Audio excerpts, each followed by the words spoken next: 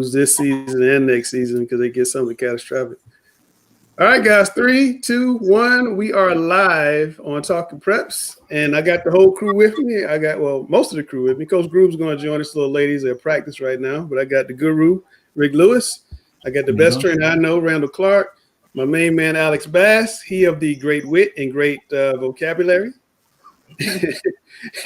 Below him, beside him, we got Gary Richmond, the basketball coach, and the greatest girls basketball coach around, Christy Mitchell, South Mecklenburg High School. Sorry, Barbara Nelson. You didn't hear me say that. Here we go.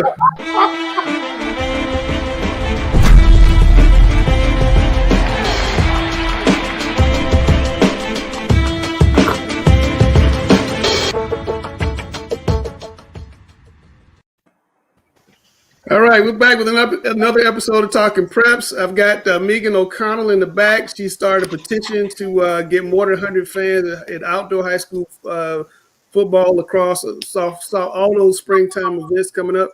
But I got a question right before we came on the air. I want to toss it to Rick and Randall because everybody wanted to know who you guys are picking for your 5 player of the year watch list. Should non-association players be included on all state teams, all conference teams, that type of thing, all newspaper teams? Should they or should they not, Rick? I would think so. You know, whether they're part of the public school association or private school, the schools like the Combines, Liberty Heights, I think they should be included as well. I think you should be inclusive and include all these players at every level in the state of North Carolina. Randall. I agree with Coach Rick, and I don't think it's fair to exclude them. I think everybody plays this game of basketball during the high school season at different levels, and you want to reward those kids who play at a high level, but you also want to reward those kids that maybe don't play at a high level as some of the others, but still, put up the numbers and do the job. Chris, I see you nodding your head. What do you think?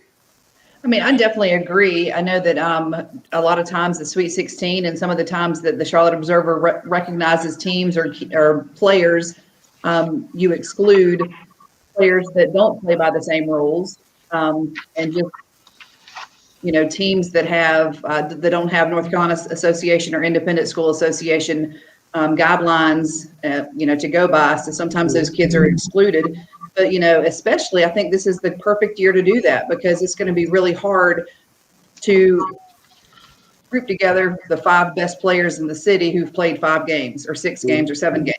So it's really Coach Rick and I went through it earlier today, and it's really hard to put CMS kids on the list. Wait. Don't give them away. People got to wait for those lists. I've been hearing about it all day. All right, before we go to Megan, we talk about the 100 fans the games. I want to give Alex just a second on this topic. Alex, 1 minute, one shot. Should non-association players be on all-star teams? Absolutely not. Not yesterday, not today, not ever. You want to get in this game, play by some rules. There are 2 associations that are recognized by the National Federation of State High School Associations. That's the North Carolina High School Athletic Association and the North Carolina Independent Schools Athletic Association. I don't know who you've got out there on your team. I don't know what type of academic credentials. I don't know what type of safety credentials. I don't know what type of age bracketing or credentials you're dealing with. I don't know if you're dealing with an 8-semester rule. I don't know what you are doing. It is an unlevel playing field. You want to be recognized, play by the rules. It is an insult and a travesty to all who work within a framework of education-based athletics and seek to play by in a semblance of rules. Heck, for all we know, we could be in situations where there are schools who can get federal funds and they have no legal obligation to teach these kids anything. It's an absolute travesty. Yesterday, today, and forever. There he is, ladies and gentlemen. Alex Bass. We're going to see you to the back. We'll bring you back. He's angry, too. Look at that look on his face. He's ready to go. He told you before the show he wasn't in a good mood. We'll bring you back, Alex. Go get a lollipop. We'll bring you back. All right. We want to bring in Megan O'Connell out of Union County. She started a petition. Let's see how many people are on your petition right now. 36,000 people have signed your petition to allow more than 100 spectators at high school sporting events. What was the genesis of this? What made you start? It's pretty easy because I have two high school kids. My daughter plays basketball and soccer. My son plays football and baseball. So I have a very busy few months coming up. And when you're a high school parent, you talk to other high school parents, and the big question was, are we going to be allowed? Who's going to be allowed? How are we going to get to away games? That whole thing. So I had kind of gotten to the point where I'm like, I've had the same conversation with so many people, and I just felt like I needed to at least do something. So 10 days ago, I started a petition, have never done anything like this in my life. I hit send thinking, you know what, if I get 10 signatures, that's great. And by Monday, we're up to 15,000. And now 10 days into it, we're 36,000. And it's become much more than just a petition. So that's the cool part. Yeah. Gary, what do you think about more than 100 fans at a high school football game, for example? I talked to a couple ADs today, and they were saying they were planning to put the band on the other side because they could space out and only have 100 fans on one side. Do you think it's possible? I was just thinking about the band because, the band size varies. Then you have letter girls, you have flag girls and boys, you have the cheerleaders, and then you have the teams themselves from both sides. I think that each participant in that night's activity, whether it be band, cheerleading, or the competition itself, should be given 2 passes. And if that's over 100, then so be it. If it's not, but you don't get but one chance to see your kids in high school, and it's not their fault. It's nobody's fault for the pandemic, but I think you should at least allow each kid to get 2 passes for their parents. Megan, I seen you nodding your head. What do you think? Yeah, that's really what we're looking for. I mean, it's not about full capacity, half capacity. It's really about getting these kids' parents there. I will say the grandparents of North Carolina have made their voices very clear, and it's really been heartwarming to hear so many grandparents across this state how active they are in their grandkids' lives. And they're like, include us, we want to be there. So, I mean, we at this point would take anything, but it's just important, I think, for these kids, what they've been through the last 11 months, to have their parents there supporting them like we have since they were, 5 years old or something. So we get these moments once in our life, and, we don't want to miss them, especially senior parents, for sure. Yeah, I want to Coach Mitchell with us on this segment because she's the girls basketball coach at South Mecklenburg, one of the best coaches in North Carolina, and she's having to deal with only 25 players allowed. And I realize it's indoors, but only 25 players allowed at games. How have you guys been handling that at South Meck, Coach? And how do you think what lessons might translate to outdoor sports? Well, I do know that every time that we have a game, we're losing money. So, selling 25 tickets and you're paying 2 police officers and, 3 officials and everything else. Every time you have a game, I mean, every school in the system is losing money off of, only being able to have 25. So that's one aspect of it. But the other part is you got so many parents that can't see their kid play. Wednesday night for us is senior night, and we have 25 tickets that we're able to sell. And I have 2 seniors, and I'm asking that, I'm going to give them 5 tickets that they can purchase, but 5 tickets a piece. So that takes away, 10 tickets for that night. But I really wanted to make sure that, mom and dad and grandma and grandpa and, a brother or sister or whoever it was could come see my 2 seniors play. It would be really tough if it was a season like last year where I had 6 seniors and, somebody's parents might not be able to come. So I definitely think over 100 in an outdoor area is more than capable of happening. You go to the mall or you go to the outlets, this an outdoor outlet, and you see thousands of people walking around the outlets. And, in, a stadium, I'm sitting there thinking of South Meck, I have no idea, probably, 4,000 people. I don't know how many it seats, but 100 people in the stands is going to looks like nothing. The average CMS football stadium is about 4,500, and if you took the seven, right now they say if you have 10,000 more, you get 7%. But say you applied that to the average CMS, maybe Weddington as well, that's about 315 fans. I don't know if that's enough, Megan, the 315, but we would take it. We'd gladly take it. You know, I agree with everything everyone said. It really comes down to families being able to be there. And this weekend I went to Lowe's, and the capacity there is 1,965. So we say, why don't we just go play our football games at Lowe's, right?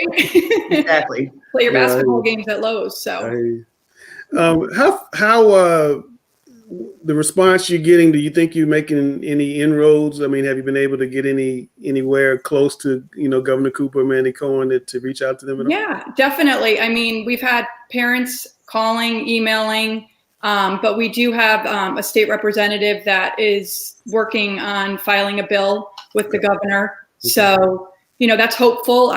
Right now, I'm just holding on to all hope and not giving up the fight for the families across North Carolina. Yeah, well, I feel especially bad for those athletes in spring last year because they lost all their season last year. They're going to have their season cut this year, and then you're going to take parents away from that. And if you're a senior, that's just such a big deal. I talked to an athletic director the other day who had a senior night last week, and he had some of the underclass parents actually give the tickets to the older parents so they could fit in within the parameters of what's allowed.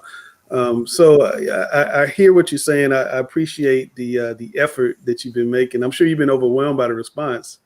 Yeah, I'm like, it's the 99.9 of it has been positive. There's like always the ones that, have to come at you for no reason, but I'm all right. I'm still fighting the fight, not giving up. Absolutely. What sport do your kids play? My son plays football and baseball, and my daughter is a basketball player and a soccer player. Okay. So we got a busy few months. Yeah, you're going to be out there quite a bit. Yeah. Gary, before we go to Megan for last word, what are your general thoughts about everything you heard tonight in 100 fans and the governor's executive order expires pretty soon as well?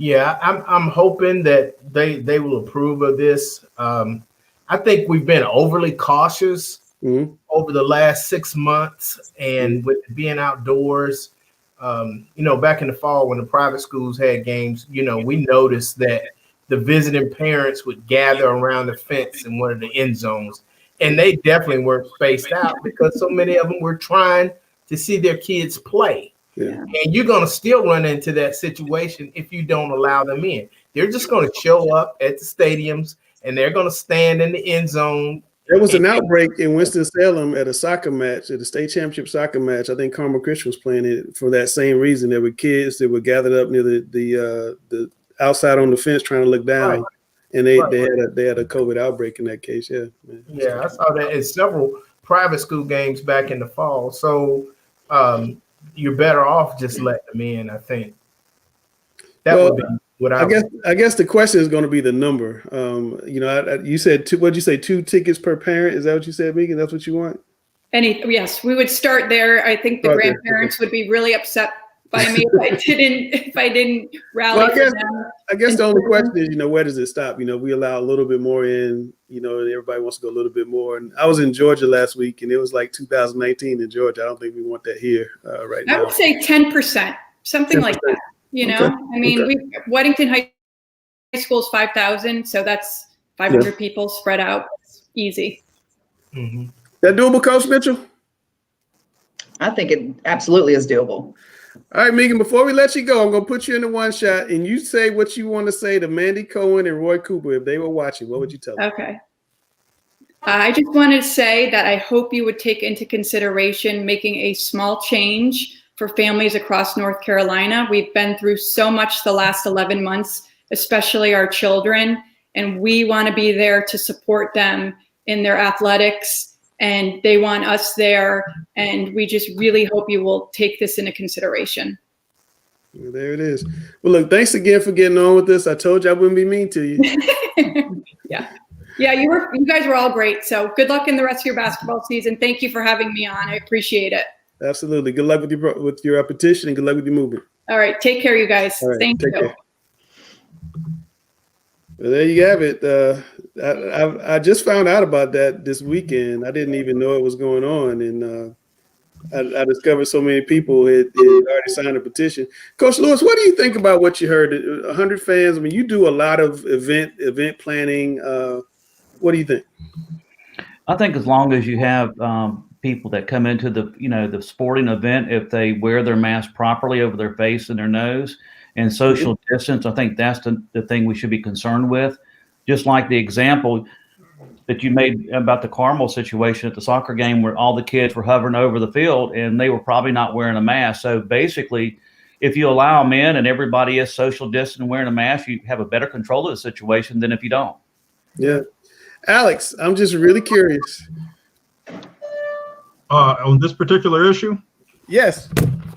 Well, you see, here's the problem with it right here. Now, would I like to see more than 100 people in there? Absolutely. Of course I would. I don't find any joy whatsoever in things that people like Christy have to do in terms of making decisions on senior night tickets, et cetera, et cetera. I don't find any joy in that stuff. But what the issue I have with all of this is that for everybody, and Rick was just talking about, and we all know Rick does a great job with his events. The problem I have with it is for every Rick Lewis out there who does things the right way, who takes every precaution that you're supposed to take, who has everything lined up and is ready to get rid of people who don't follow, you're going to spend all your time running people out. There's no way to do this well, even when your organizers, Rick Lewis, Randall Clark, whomever, do everything to a T. And you got clowns coming in here who are going to mess it up for them and try to make them look bad. There's no way to police all of that, and it's absolutely sad all the way around. I'd love to see more than 100, but people have shown that they are too irresponsible to handle this. So, no. All right. Let's talk about some big girls basketball games coming up. We're going to go to the girls' insiders. Me and Rick going to go in the back and watch you guys have a little fun. All right.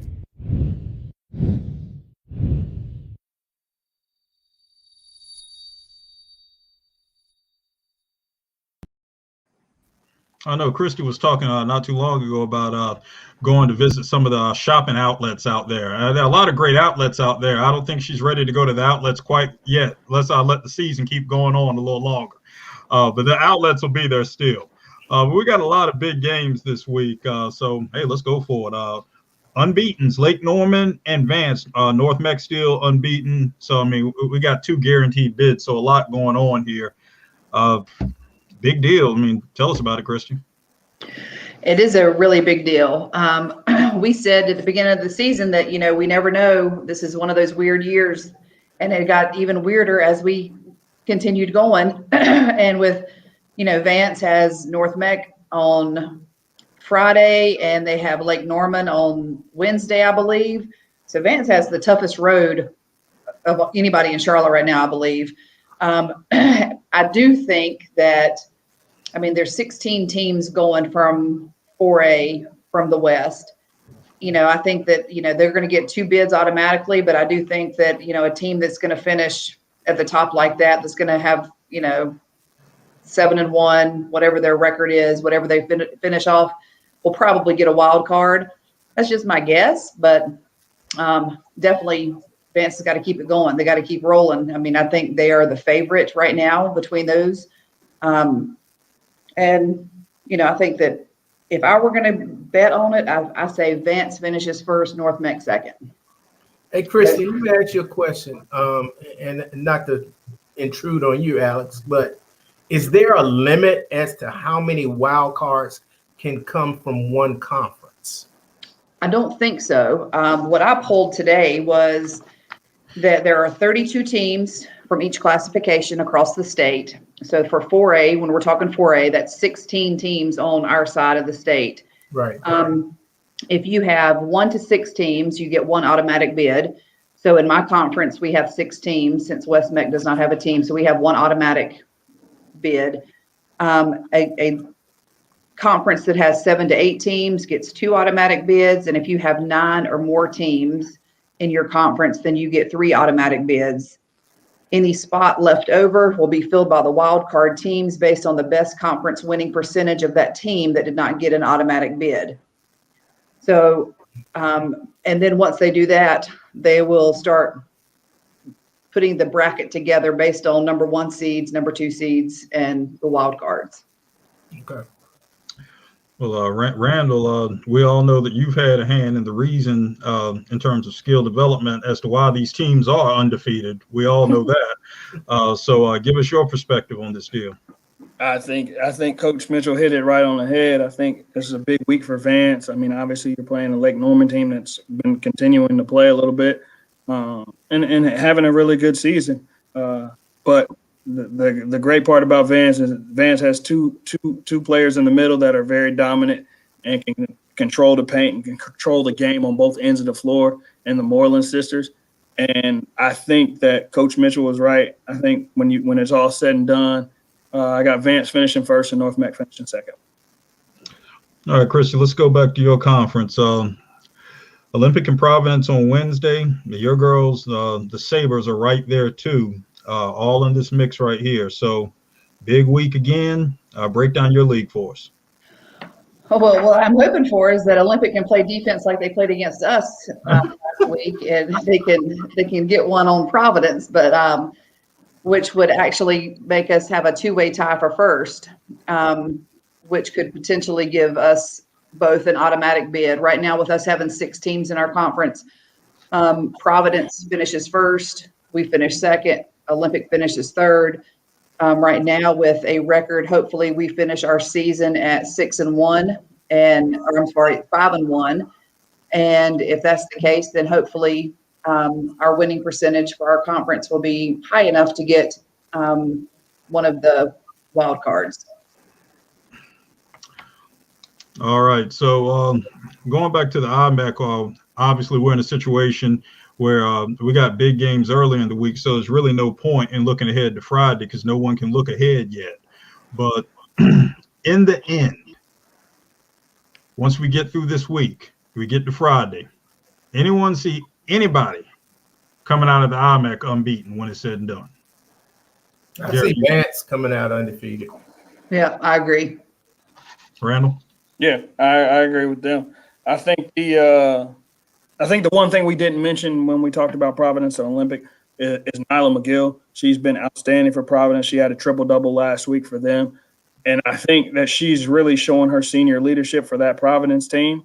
And that's the part that becomes a very interesting dynamic when you look at that matchup coming up with them in Olympic is, how is Olympic going to guard Nyla and especially on the defense end of the floor. And there you have it. I'm not contradicting any one of them. You think I'm going one-on-one with any of these people? Forget it. I'll leave the one-on-one to Micah right here. Let's go. Yeah.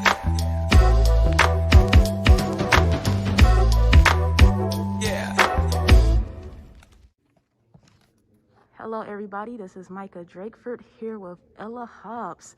Tell us, who is Ella Hobbs? Well, I'm a 9th grader. I play for FBC United. Basically, my life is basketball. That's all I do. Train, play, work out. I have 3 other siblings, 2 brothers and 1 sister. My favorite subject in math, my favorite subject in school is probably math. So it's like the challenge that it comes with. So I know you're really dominant in the post, but what a lot of people don't know is you have a nice 3-point shot too. Yeah. So how does it feel to realize how versatile you are as a basketball player? I mean, it feels great that I know that I can do all this other stuff instead of just in the paint. I can go outside, shoot, I can drive and dribble. Yeah. Man, you're going to be amazing your senior year. I'm so excited to see. And what has basketball done for you so far? It has brought me friends. It has brought me amazing people in my life, like my coaches, my trainers, my people that I play with, my teammates. It has brought me excitement and joy. If you can play one 1-on-1 against any player, dead or alive, who would it be? I'd say Candace Parker. Candace Parker? You can take her? Probably not. Like, hey, man, it would be nice to play against her. She's really good. Game day. What's your game day playlist? I'd say basically anything that's popular at the moment. Okay, popular. Okay, so you Corvette. Yeah.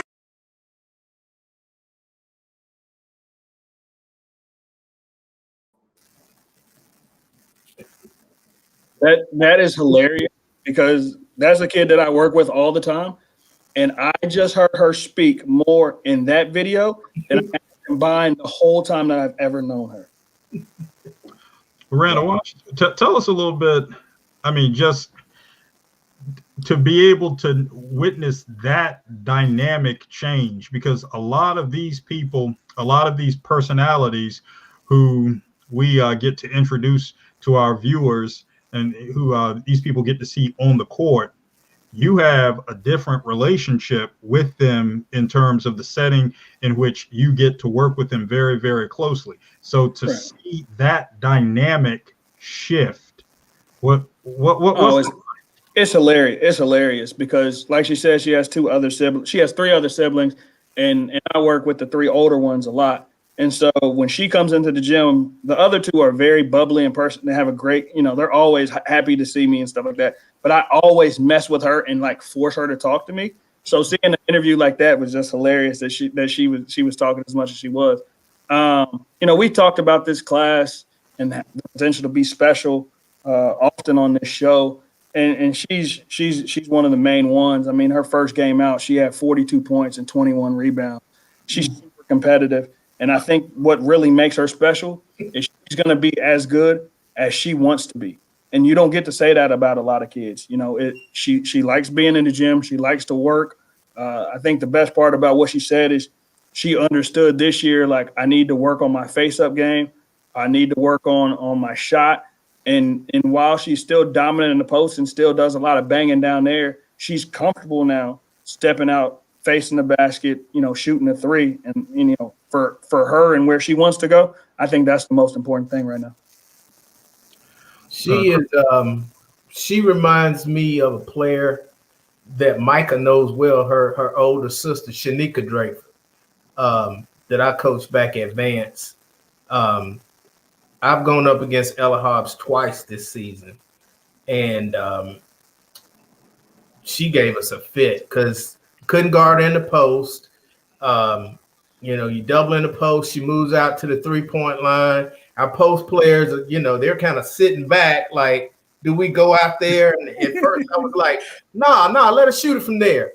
And, she had a couple of threes. Then the head coach is like, chase it to the 3-point line. Get on that 3-point line. And then she puts it on the floor, and we were pressing, and their guards couldn't handle the pressure. So she brought it up.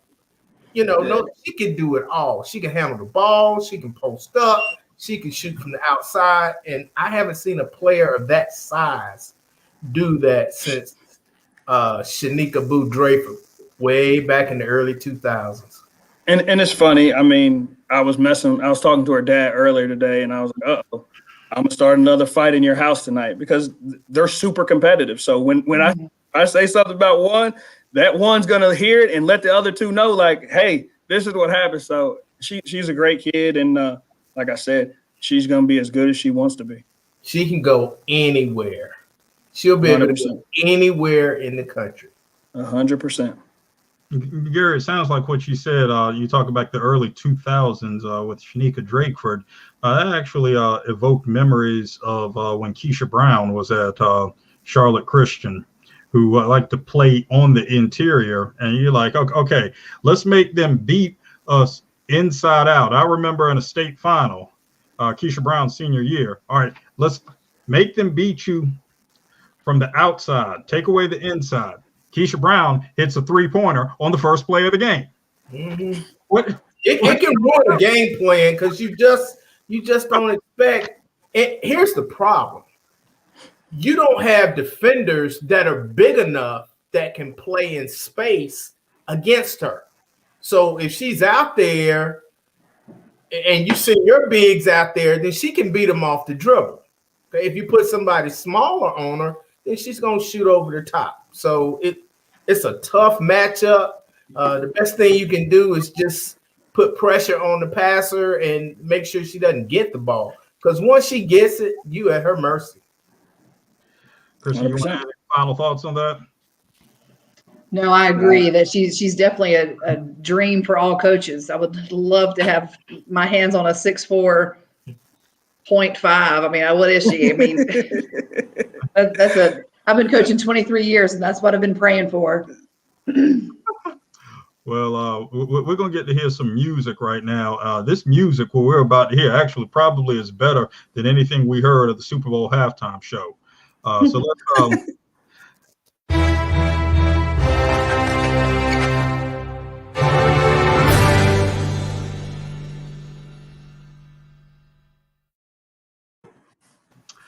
All right, it's what we know.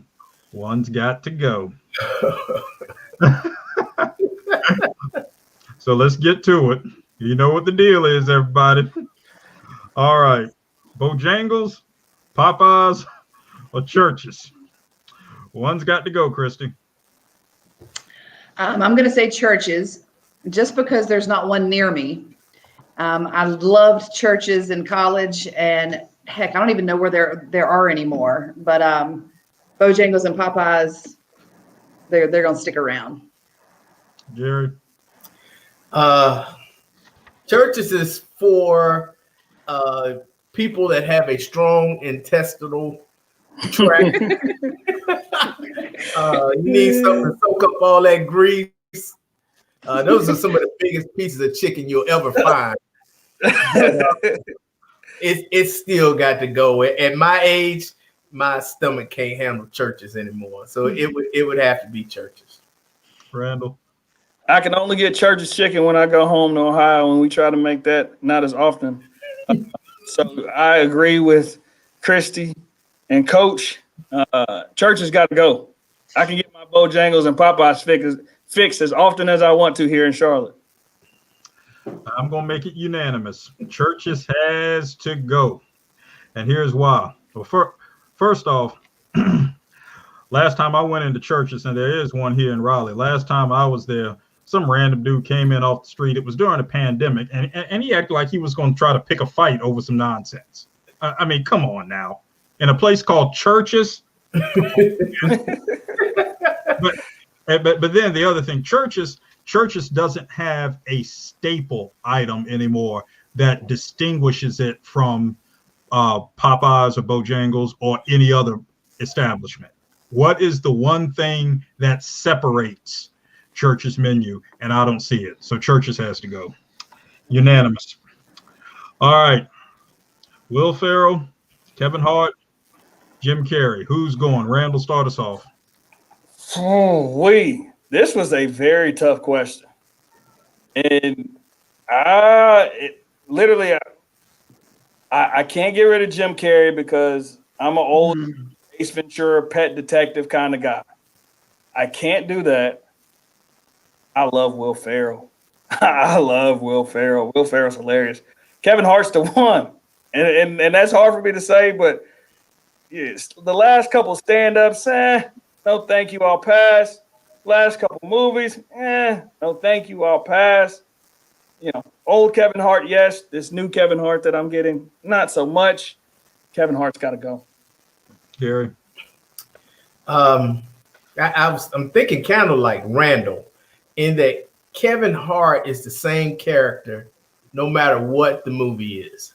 He's the same character. You know, the bumbling little short dude just getting on everybody's nerves, and he's a failure at everything until the end of the movie.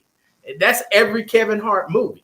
And Will Ferrell, I saw an old Saturday Night Live skit this weekend, and he is just hilarious, Will Ferrell. And Jim Carrey, I remember him back to In Living Color when he first started out, and those were some awesome skits. I think that Will Ferrell and Jim Carrey are just more versatile than Kevin Hart. For sure. I think that versatility is greater. Kristen. I agree with you guys as far as the versatility part, but Jim Carrey hadn't had anything good in 10 years.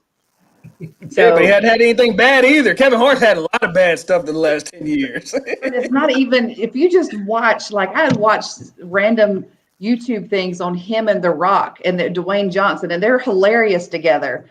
So I got to get rid of Jim Carrey. I mean, he's done. I mean, I liked him back 10 years ago, 20 years ago, but I think that Will Ferrell as that's my absolute favorite. But Will Ferrell and Kevin Hart got to stay here. So Jim Carrey's got to go.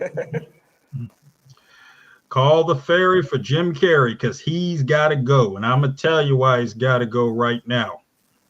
Stick to making movies and not running your mouth about science and vaccines in the middle of a pandemic. If you want to know the real deal, I can find about 300,000 people who can tell you how much Jim Carrey knows about vaccines. Wait, why don't we ask those 300,000 people? Wait, I'm sorry, we can't ask them because they're dead. This is not the time to be playing around with that stuff. Get Jim Carrey out and his misinformation about vaccines. What, is he a scientist all of a sudden? Kind of like Chuck Woolery, Dr. Woolery, the doctor of love? Talk now. Jim Carrey's got to go. All right. Your cell phone, the internet, or hot water? Who's going? Let's see. Gary, start us off. First of all, what is the connection between these? Coach, that's what I was going to ask Coach Mitchell. I'm like, how did you come up with this one? What? I don't think I cared about it. How did you come up with this one? Because it's three. It's going to be the hardest one we ever answer because it's three things that we live with every single day. And so this was the hardest thing. There's no connection besides their necessities. Only thing you're missing is oxygen. I mean, I was saying, darn, I don't understand the connection. I guess hot water. I mean, I use Coach Richmond, I'm right there with you. I'm gonna learn how to take cold showers. We're just gonna get that. There's no way I'm getting rid of my cell phone or the internet. So yeah, I just been taking cold showers for the rest of my life. Yeah. All right, go ahead, Christy. No, I need hot showers for sure. I'm going to have to get rid of my internet because your cell phone, you can use your cellular data to stream movies. You can use your cellular data to, send emails or whatever, but internet's got to go. I need hot showers daily. And, I'm not down for taking cold showers for sure. Randall is lying out of his teeth. He is not giving up hot water. Yeah, I am. No. Yep. You take one cold shower. You take just one. It will definitely. Coach Lewis, I just got to know which one of these do you have to give up for Mrs. Lewis? Which one? Oh, I'm sorry to hear the question. Which one of those would you give up? Which one would Mrs. Lewis allow you to give up? Let's She'd like for me to give up the internet and the cell phone more than anything else. But I would say that I would give up the hot showers and just go to a lukewarm shower at the best. Lukewarm shower. No, there's no lukewarm. It's cold. No, yeah. Well, I would go with the cold one because it's going to be very hard for me to even exist without the internet and also a cell phone. I don't know. Thank you, Coach Rick. I'm glad you understand. I'm understand. using AT&T hotspot. I'm not giving up no hot water. It's not happening. I'm gonna go on record right here and say I've never been married, but I know one of the keys to a happy life is a happy wife. Got that right. I won't be giving up the hot water. I'm not crazy. I'm not crazy. So you can mark that down right now, even from a lifelong bachelor. We're not giving up the hot water. So I take it that Coach Mitchell's three gotta go questions are better than mine. I think she probably had even more than that. She told us earlier she had 12 of them. She gave me like a whole list of choose from. It looks like we got Coach Mitchell. One's got to go for the whole month of February. Yeah, we're gonna go with Coach Mitchell. Well, Coach, thanks for coming on. We're gonna get to your next ones. Got to go list next week. Good luck this week. Hopefully everything will turn out. You finish the week first place in the conference. Thanks a lot. You guys have a great week. All right, take care. Hi, Christy. Bye.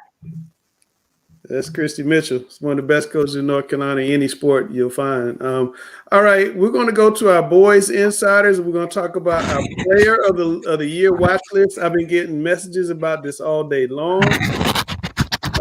Randall, we're gonna let you start with your girls player of the year watch list. You need to explain. I need to explain. I mean, I don't think it's a lot to explain. You go by the numbers. You go by the numbers. Everybody on this list deserves to be there. Mallory Haynes averaging 26 points a game at Davidson Day, leading that team. A kid that we had on the list last year and did her job to get back on it this year. I think when you talk about in the state and you start to broaden it, you look at a kid like Sanaya Rivers, and she's averaging 34 points a game. Reigning Gatorade player of the year, Sanaya Rivers. Yes, and 34 points a game and 13 rebounds. No question, she's got to be on it. Reagan Richardson at Cannon, 26 points a game, 10 rebounds. Had 50 last week. Huh? She had 50 last week. She had 50 last week. She had Cannon went 10-0 in conference. I mean, they ran the table. They did everything they were supposed to do. Sarah Strong is a name that I'm sure people are probably shocked that she's on here. But Sarah, sixth in the nation in rebounding, according to Max Preps. She's averaging 23 points and 18 rebounds per game. 18? How big is she? 18. Somebody's lying. 18? 23 points and 18 rebounds per game. That's all is she? That's 6'1". Coach, we talked about her a couple weeks ago. She's literally a point forward. I mean, she can. The girl who had that crazy triple double we talked about a couple weeks ago. Mm-hmm. Yeah. And last but not least, Jessica Timmons. And I'm sure that, they've only played 5 games. I completely understand that. But listen, 46, 36, 25. That's her point total the last 3 times out on the floor for Independence. She's on the list.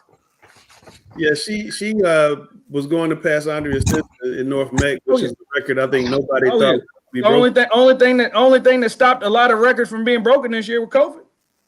That's the only person who's been able to stop her this year. So she would have gotten everything and not been. Yeah. Oh, she would have broke a lot of records if it wasn't for COVID. Did Andrea play when it was only 3 years of high school or 4 years of high school? She played. It was only 3 years of high school. Okay. Yeah.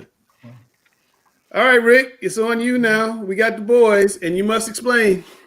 Well, before we go into it, we were going to talk about the depth of the class in North Carolina. Absolutely. We call North Carolina the hoop state for a reason, but get this, for example.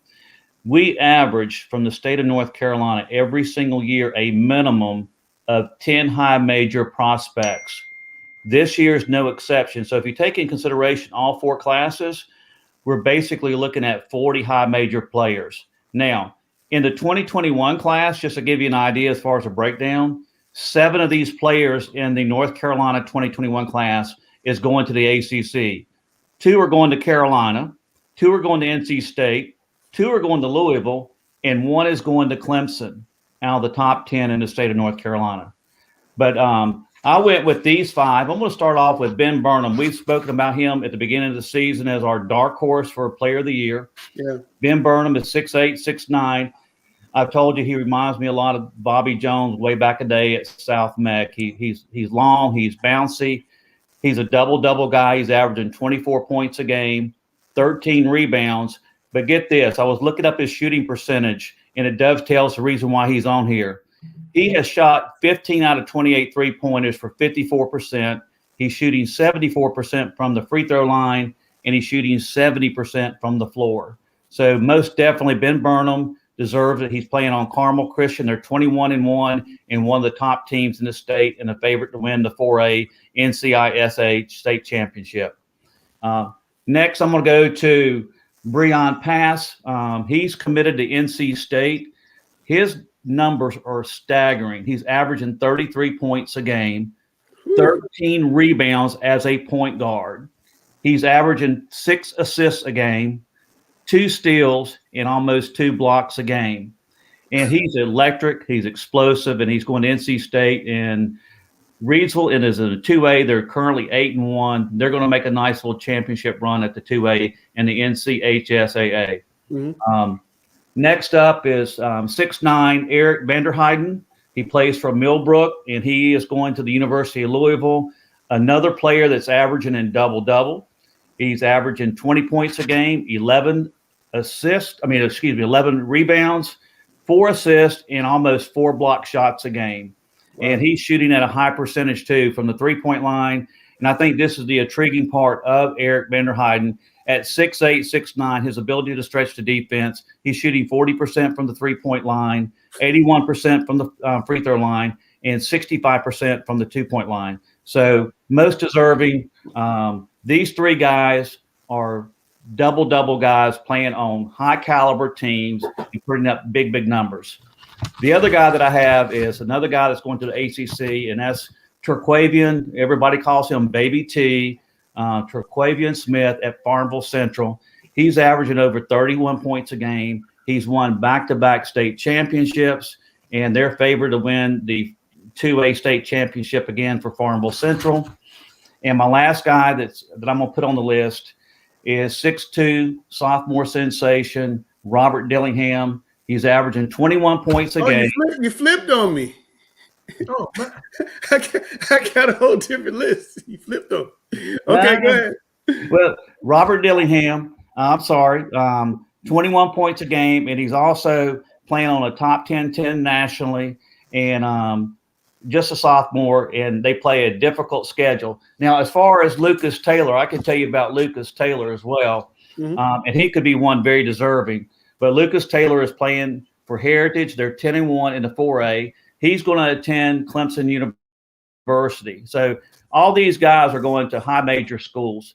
Lucas Taylor is averaging 28 points a game, 8 rebounds, and 3 assists per game. So all these young guys are having outstanding years. Now, you look at these 5 or these 6, and there's going to be other guys that people can make a valid point and argument for them as well. Because when you look at the state of North Carolina, the talent is so deep at every position and every class. I was surprised you picked some smaller school guys. You know, a lot of times those guys get kind of excluded when we talk about the best in the state. You picked, a couple guys, Farmville Central, Reidsville, smaller schools. Well, you look at Farmville Central, that's one of the most successful basketball programs in the state of North Carolina. They've won back-to-back state championships, and they're 8-0 or 10-0 right now. Yeah. They're favored to win it, and he just recently had a 50-point game. But the thing about Terquavian Smith is he's electric. He has super leaping ability. He has tremendous range. He can throw it in from the parking lot. But he's one of these players that's very exciting, but you can't leave out players like a Terquavian Smith or a Breon Pass. If they were playing on a higher profile team, I think they may not have the same numbers, but they would be just as good or better playing on a more. No, I mean, I'm glad you included him. I saw Terquavian last year against, I think it was Forest Hills. Me and Alex were sitting beside each other state championship game, and or 2 years ago, they didn't have state last year. But yeah, he's an exciting player. I mean, I was very, very impressed with him. But Rick, since you warmed up, let's talk about big boys games going in our area. We're going to start out with the huge one this week: Independence and Rocky River, pair of 5-0 teams. Somebody's got to get the number 1 seed. That's going to be a good one. Both teams are 5-0, and just looking at the breakdown of each particular team, the thing that stands out about Independence is, as we all know, Preston Davis has been there a while, and he's an excellent coach. They're more of a defensive team, but this year they're averaging 75 points a game. They're only giving up 40 points a game, so their winning margin is 35 points. Now, granted, the competition hasn't been as strong in some of the games they've played, but they've been playing at a very, very high level. And even when you don't play the equal competition, sometimes you have a tendency to play down to your competition. That has not been the case with Independence and Preston Davis. And I think that's the thing that really makes him different and separates him as a coach. Very seldom will he allow his team to play down to the competition. He always has a tendency to play up, and he's done a remarkable job there. Now, Rocky River, Donald Kirby's new coach over there. He's done a tremendous job. The thing that is impressive about Rocky River, looking at their lineup, is balance, and they have senior leadership. If you look at their lineup, they have 4 guys that are averaging over 10 points a game. And then they have their next 2 guys that's averaging like 9.5 and 9.7 a game. So they basically have 6 guys that's averaging over 10 points or more. And all these guys are seniors. So you're really talking about a contest of both teams have a lot of experience. I think the key matchup, and Randall, you could also fill in, if you look at Independence and you look at their guard play, they're going to play a lot of zone. They're going to trap you and mix up the defense. Rocky River, on the other hand, is almost averaging 80 points a game. They like to get it up and down the court. They want to get out and transition. So it's going to be a really nice matchup to see if Rocky River can get the transition game going, or can Independence slow down Rocky River. You have a team that's averaging almost 80, and then you have a team as an Independence that's only allowing 40 points a game. Something's got to give, Gary. What normally gives when you have the great offense against the great defense? What gives? Outside shooting, because of the up and down pace and the legs in that third and fourth quarter start to leave. Probably going to be the team that has the most consistent depth, who can play the most people at that pace, I would think. Should be an interesting game. Alex, we need to talk about Wake County. Who in Wake County should Mecklenburg teams be kind of looking at the side of their eye that's going to make a run in the playoffs? Honestly, nobody. Somebody's got to come out. If you want me to answer the question, Rick mentioned 2 players who will set the table for what we're going to see, and that would be Millbrook with Eric Vanderheiden and Heritage with Lucas Taylor. Hopefully the bracketing works out in such a way that it's one of those 2 teams, because I think those are arguably the 2 best teams in the East. Now the X factor there is going to be, all right, so I'm a huge Eric Vanderheiden fan. He is a throwback to Mike Dunleavy Jr. in the way he is a matchup problem. He's a lot of fun to watch. I love watching the kid. He's fantastic for everything that Rick said, and then some. The X factor for Millbrook is going to be Silas DeMary, the point guard, who is very, very good, and what he brings in addition to what Eric brings on the perimeter, there'll be an X factor there. Heritage with Lucas Taylor. I think what you have to watch for there is an X factor in someone like a Julius Peacock, who transferred in this year, which gives them an interior complement. Obviously, Chris Davis, the Millbrook coach, does a fantastic job. Tilden Brill, who's a DeMatha alum, the Heritage coach, does a fantastic job. It was Heritage against Independence in the 2018 state final. So looking for one of those 2 teams who are fun to watch. And basically what you're seeing here, along the lines of what Rick said, is this season is a sprint. You're seeing the star power take over when you have one of those 7 ACC prospects like a Vanderheiden, like a Taylor. What they have done to put their teams in unique positions, and the prowess is taking over in a sprint. So Millbrook, Heritage, I like watching both of those. I like Eric. I like Lucas. Look for the compliments in terms of what could determine who wins that game. Hopefully the bracketing makes it happen. All right, cool. Well, Coach Groove, Hold on, one thing, because my internet's probably gonna start to act up because Groove just got here. that Rocky River Independence game, I think it's gonna come down to the turnover battle. Versus Myers Park late last week, Rocky River did not take care of the basketball, and it just wasn't enough time left in the game for Myers Park, and they got the win. You're not going to be able to make that mistake versus Independence tomorrow night. They're going to have to handle that pressure and take care of the basketball, and I think that'll be the difference in the game. All right, well, my man Coach Groove is in the building. How you doing, Coach? Man, pretty good. Trying to get back on track, man. Well, shout out to your junior varsity. They ended a 95-game win streak by North Meck last week. More than 6 years. It's like a whole class and a half, almost 2 classes of high school kids. That's amazing.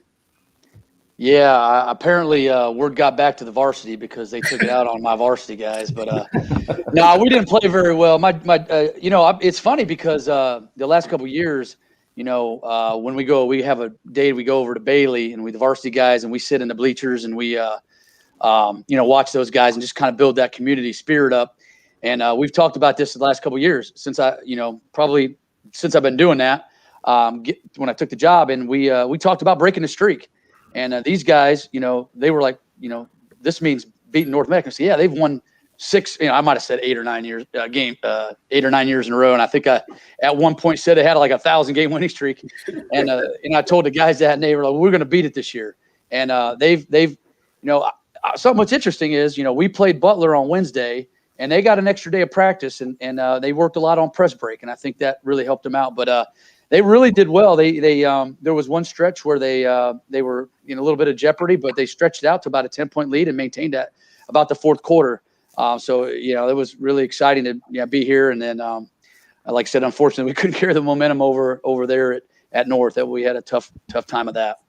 Absolutely. I want to jump into another big game, Coach Rick. We got West Mac playing Harding, two teams that are not normally under the spotlight. This is a really big game because Audrey Kell is already locked up the number 1 seed. Somebody has to get that number 2 bid out of this conference. Yeah, if you really think about it, Harding's 3-1, but if you go back to the game against Audrey Kell where they were up 2 points with 0.2 of a second left, they had the ball out of bounds and they called the flagrant foul and the technical. Harding is really, really good, and I think they had a nice season last year. They were 18-9. They have the nucleus of everybody returning. They have a player in Logan Blair, another guy who's averaging a double-double. He's averaging 19 points a game and almost 12 rebounds. So I like the components in the nucleus that Harding has. I think West Mac, if you look at Coach Tim Fields over there, he's trying to build a program. I just think in this situation, it's do or die for Harding.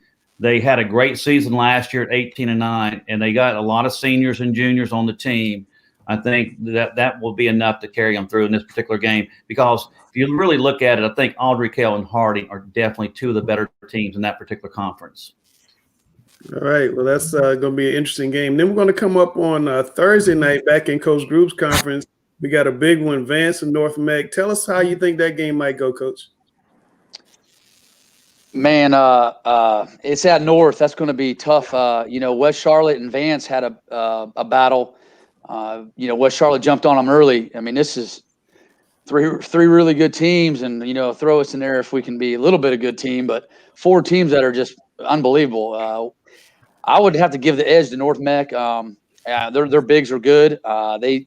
They did enough in the guard play to build. It kind of got a lead on us, and when they were able to relax a little bit, we played them even in the second half. But that initial run really cost us a little bit and allowed them to spread it out. I think that I'd have to give the edge to North Mech. I think their bigs and their guard play is going to be good enough, and I think they'll do a good job on Sanford. You've got Chris Ford and Jeremy Gregory inside. That's a double-headed monster there. So if you're on one side of the basket trying to guard them, that weak side is going to be open for missed shots, and somebody's going to have to guard either one of those guys, and those guys are a load. So I think that North will make enough shots to win that game, and I think that you're looking at Player of the Year battle right there with Daniel Sanford and Chris Ford going after each other. So winner of that one, it might be the Player of the Year in the league. Sure. Speaking of Chris Ford, Randall, we had a little discussion about one Dwayne Lewis last week in your comments about Dwayne in his bigs. You want to go into one shot and talk about North's bigs and the guards and everything? Listen, they're doing exactly what they're supposed to do. It starts off inside with that team. Chris Ford and Jeremy Gregory, they dominate on the inside and control the paint. I think there were, some players off the bench who we hadn't seen yet. And their guard play has been good so far. And we talked about it. If there's a team out of Charlotte that can make a deep run in these playoffs, in these times, it's going to be North Mech. So everything that we said is standing true right now, and we'll see if it goes for a couple more weeks. Alex, is North Mech the repeat favorite? Because there hadn't been a team out of Charlotte to repeat in 4A since, I think, West Charlotte 91, 92, thereabouts. Yes, that would be correct. In terms of a repeat, that would be correct. I'm not looking too much at a repeat for this season at all. I mean, because of the way last season ended and the way this season is going, I think it's important that we just take this season for what it is. Mm-hmm. We take it for the fact that these young men and young women have done their very best to follow protocols and stay healthy, have done their very best to represent their schools well, and will continue to do their very best. And take in the fact that, as everyone here has said, that we really get to see. I think this year is more of a beginning than a repeat, because this is the first of 2 years where we get to see Daniel Sanford and Jeremy Gregory head to head. That's going to be really neat. So let's look at this year as unto itself because of the most unique, unprecedented circumstances. Last year, the way it ended was something unto itself. This season is something unto itself. And let's look at it as an opportunity for the extension of the renaissance that we can see here. As we're really seeing some neat things. North Mecklenburg, West Charlotte, Vance, Huff. This is setting the stage for next year. So let's take this unto itself, this season unto itself, celebrate these games we have this week. And speaking of games we had this week, Coach Groove wasn't on here when we were talking about Tuesday, but since you're back now, Coach, let's talk about your game with West Charlotte on Tuesday, because this has playoff implications as well. You guys need a W, they need a W. Yeah, you're looking at 2 losses, and think about it is all us, Vance, and West Charlotte. We all control our own destiny. We've got Vance and West Charlotte, and Mallory Creek in between, it's going to be a tough road. West Charlotte already lost at North, so they have a loss now. The winner of this game is in the driver's seat, especially for West Charlotte. They pretty much can punch their ticket with a couple of wins out of 3 this week. It's going to be hard to get a 3-team, loss, three-loss team into the playoffs, I would think. And then, Vance on Friday. So, it's like last year. I'll be honest with you. We finished, tied for 3rd, 4th, whatever, and we went to number 1 seed in the Southwestern 4A, and we had them. Gave them everything they got. And that's 3rd, 4th place team. Yeah, but this year number 4 seed won't even be in the playoffs. It won't even be in the playoffs, which is just crazy. So you're looking at us, Vance or West Charlotte not going, and likelihood of 1 to 2 of us not going, depending on how it plays out. So we got them at home. I'm glad to have them at home. I think that's going to help us a little bit. It didn't help us, being on the road. I think last week, but I think our guys will. Especially seniors, we got 2 home games left. We play a lot better at home. We make some more shots. I think it's going to come down to that. If we can make some shots, I think we have a good chance of beating West Charlotte, and then we'll see where the chips fall. Coach Lewis, is there a better public school basketball conference than IMEC for you? I was getting ready to say that the IMEC is definitely the toughest conference in the state of North Carolina. If you look at the number of teams that's in the IMEC, and you take some of those teams that finish 2nd, 3rd, 4th, and 5th, they would probably finish first in a lot of the conferences across the state of North Carolina. And you're going to take the number 4 seed, send them home. That's incredible to me. All right, guys, we've reached that point in the show. It's time for Mr. Controversial, Mr. Vocabulary, Mr. Thesaurus. I can't even say it. Alex Bass and Alex's 2 cents. Last week he was incredible. Last week, what you got for us this week, Alex? Here we go.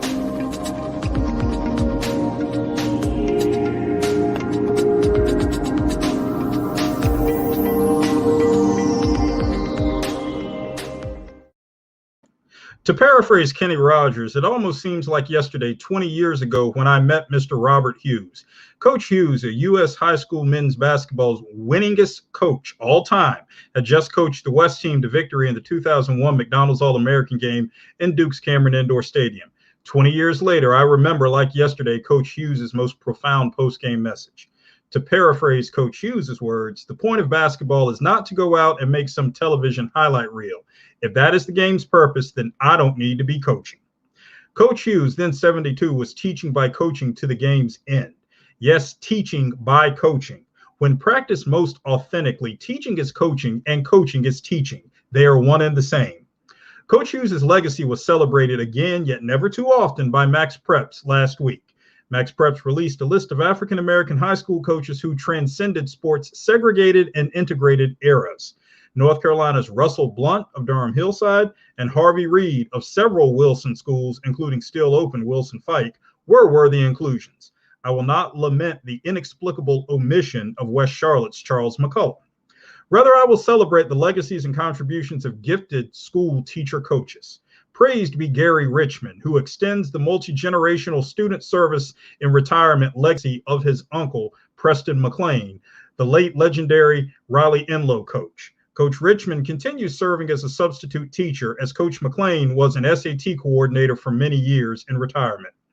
Praised be Jason Groove, a history teacher and state championship coach who embraced the challenge to make history by transitioning to another school. Praised be Christy Mitchell, a dean of instruction and culture, making her own mark through her contributions to the establishment of the South Mecklenburg Hall of Fame. Coach Mitchell, in seeking to teach others about Sabres lore, is offering us an opportunity. An opportunity is all coaches Hughes, Blunt, Reed, McCullough, McLean, South Mecklenburg's own Herb Davis, and so many others whom we celebrate during African American History Month ever wanted. This February, let us honor these named and unnamed coaches by seizing opportunities to identify our own community's timeless heroes. In cases of halls of fame, let us each resolve to take initiative to prepare and submit nominations. Like peace on earth, let it begin with me. Coach Hughes, now 92, was inducted into the Naismith Memorial Hall of Fame in 2017. May we resolve to learn history, act to document legacies accurately and comprehensively, thank people, and tell those people we love them while they still are with us. That's a great message. I do need to send a shout out to Coach Herb Davis and his extended family. Huge loss last week. Led his team to the 1993 state championship game, I believe. Jason, which Cable was it hit the shot? Not Jason. It was Jeff hit a shot with like 4 seconds left to go. Damon Forney had a triple-double. I really thought South Meck was going to win that game, and they lost. But Herb was a great guy.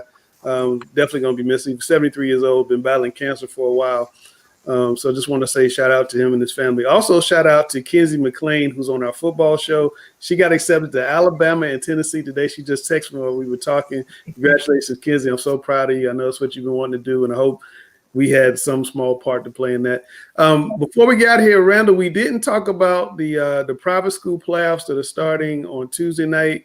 Anything in the girls that jumps out at you in any of the classifications? No, not really. I think everything with how they did it this year was expected. I think with it going east and west and trying to keep people close to home where there's not a lot of travel during this time was to be expected. So I don't really think that anything, really surprises us as far as the matchups go. I think the one we talk about the most is the 4A on the boys' side, and okay. I think we get there. Hold on, let me get there. All right. Hold on. I thought we were gonna talk girls. Let me get to the boys' side. Well, I mean, with the girls' side, I think it's gonna be what we expect it to be. I mean, because of how it's set up. Is it gonna be Providence Day again? You get Cannon in Providence Day, I'm guessing, on this side, and then we'll see what happens on. Let me get down to the boys. I hope I'm not making you guys punch drunk just sliding like this. But I think on the boys' side, here we go. Here's the boys. Right. I think this is where it gets interesting. Obviously with the addition of Carmel Christian this year, they get the 1 seed. I think you see them. And then it becomes Latin, and Cannon Part 3. And, they split, obviously, last week with one game without DJ Nix, one game with DJ, But, I mean, Latin shot terribly Saturday. I mean, they made 7 3-pointers and they made 7 2-pointers. Rick, who's your Final Four out of this, Rick? Who you got coming out, Final Four? Well, originally I had the 4 best teams in the state was Carmel, Cannon, Charlotte Latin, and Greensboro Day. So you got 3 of the 4 in the same on the same side. Yep. Yeah. So I'm going to go with. I think the way they're going to do it is I think Carmel and Cannon will come out on top. in the West, and I think on the East it will be Greensboro Day and more than likely Ravenscroft, and I think they'll do a 2 versus 1, cross pool. They'll cross, So cross you'll it probably for the semis. They'll cross it. Right. So probably what you'll have is a rematch. I think you have Cannon playing Greensboro Day again, which Cannon beat Greensboro Day last year in the semifinals. So you'll have that part too.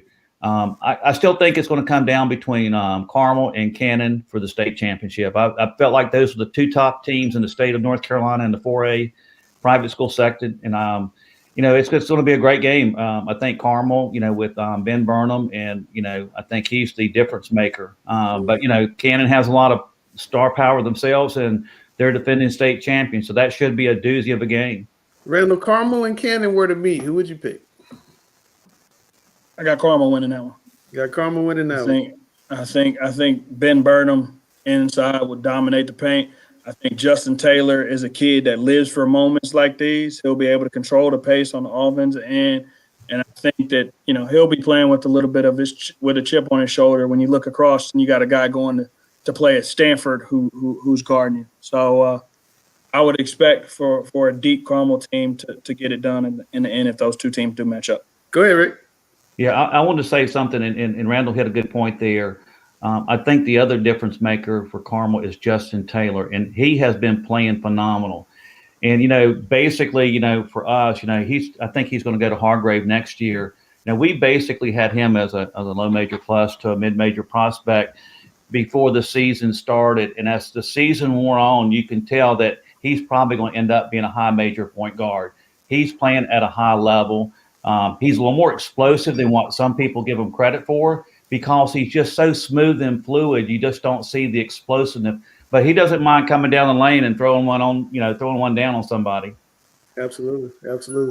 I got a question before we got here, but not related to high school, but somebody sent it in while you guys were talking.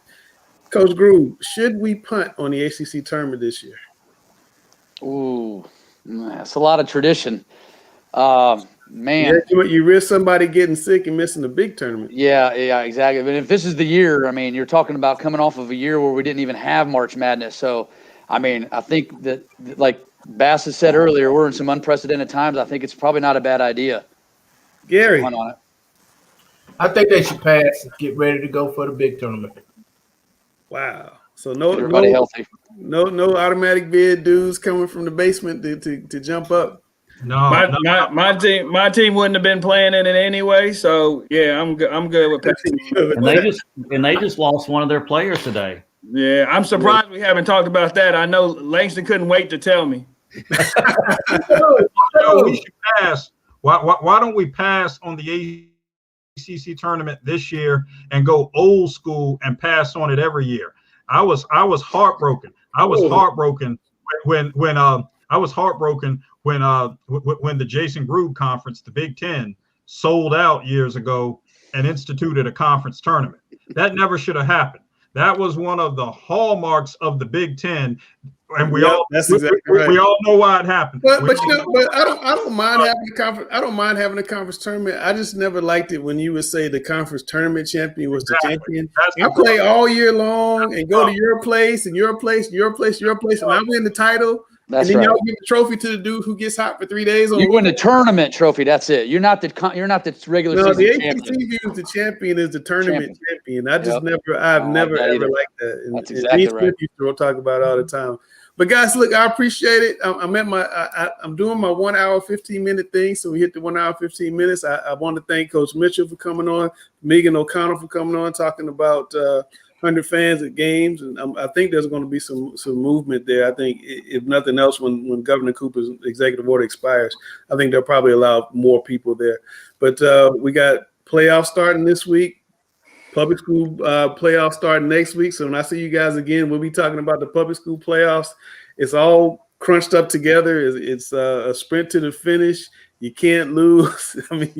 You got to be on point. So it's going to be fun.